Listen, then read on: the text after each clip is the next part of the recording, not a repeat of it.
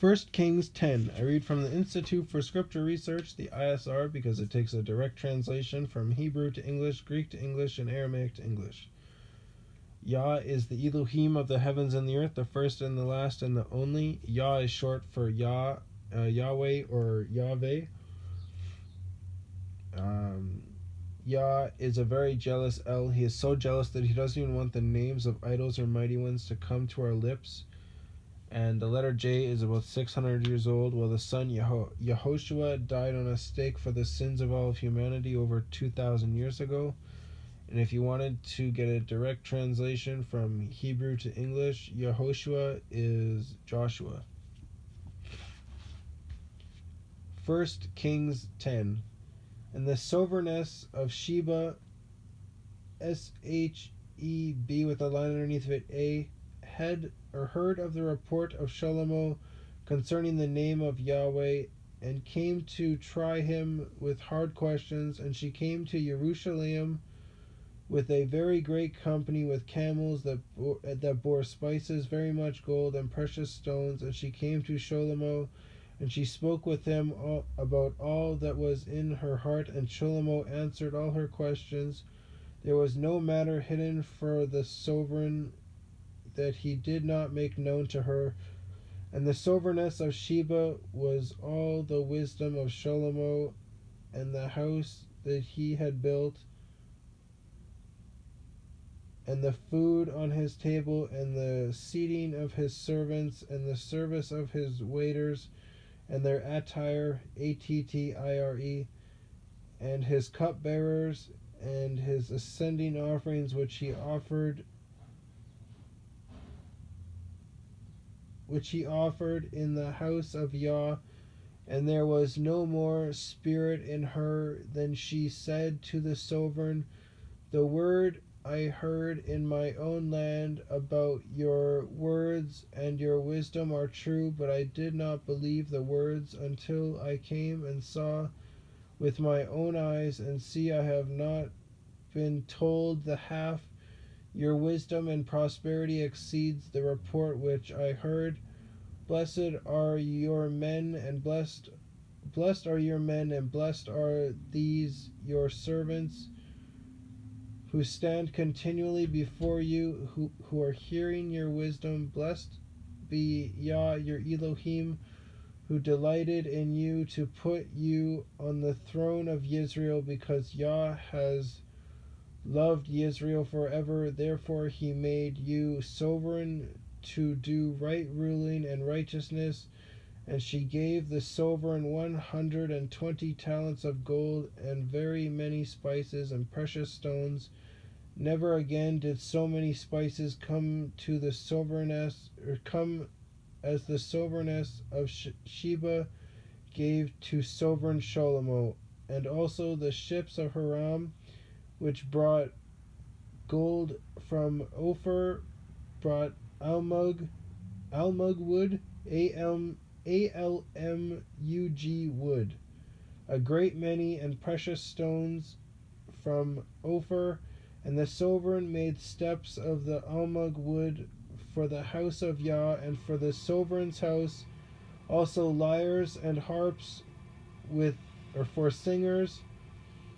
No such almug wood has come to be seen to this day. And sovereign Solomon gave the sovereigness of Sheba all she desired, whatever she asked, besides what he gave her according to the hand of sovereign Shlomo. And she turned and went to her land, she and her servants. And the weight of gold that came to Shlomo yearly was 666 talents of gold.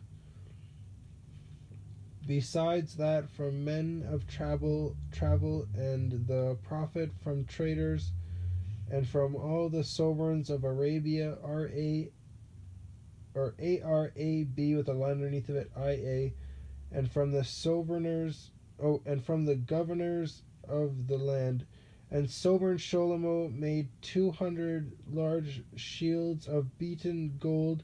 600 pieces of gold went into each shield, and 300 shields of beaten gold, 3 minas, minas, of gold went into each shield, and the sovereign put them in the house of the forest of Lebanon.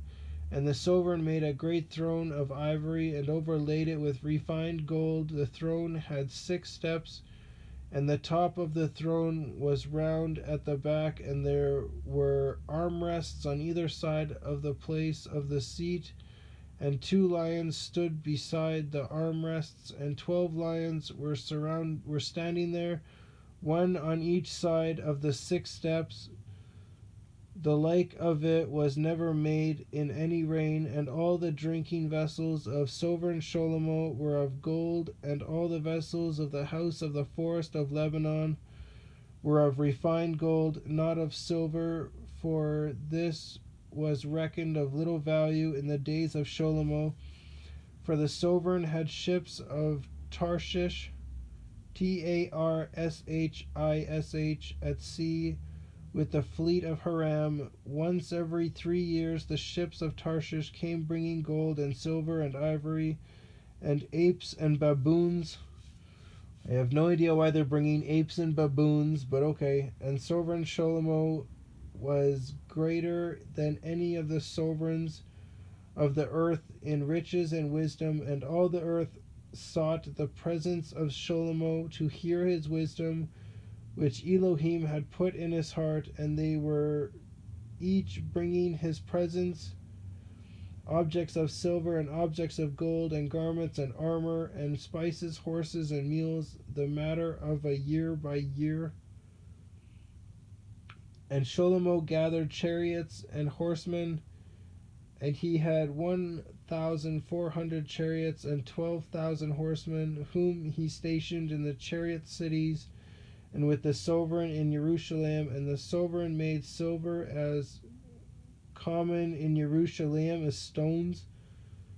That's a lot.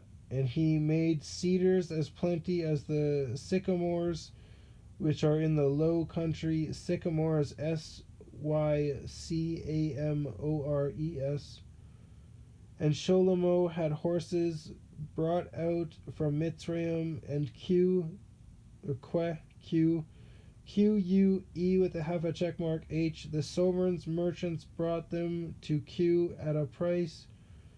And a chariot came up and went out from Mitzrayim for 600 pieces of silver, and a horse 150. And so by their hand they brought them out of all the sovereigns of the Hittites and the sovereigns of Aram. Now I wonder, when they took their boats and went overseas and got gold, I wonder if they traded with them, or if they did what Columbus did and just enslaved everyone and took it.